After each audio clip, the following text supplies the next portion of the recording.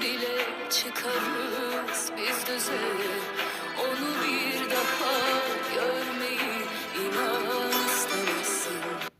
Sana da acı verir bu son hallerim. Bilirim sen de benim kadar kolay sevemezsin. Ama şimdi başka renkte bakıyor gözlerim.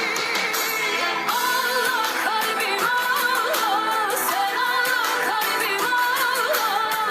Sus sesin duyulmasın içinden Allah. Allah kalbim Allah, sen Allah kalbim Allah.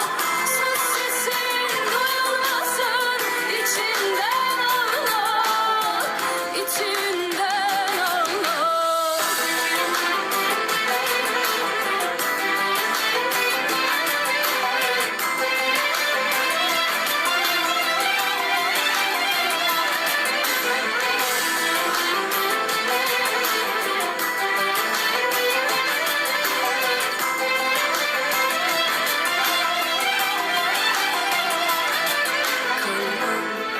Söyle ne oldu bize, nasıl ihanet ettik sözümüze.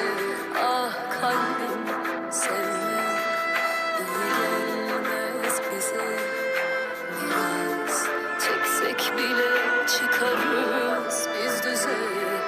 Onu bir daha görmeyi inan istemezsin. Sana da acı verir bu son hallerim. Bilirim sen de benim kadar kolay sevemezsin. Ama şimdi başka renkte bakıyor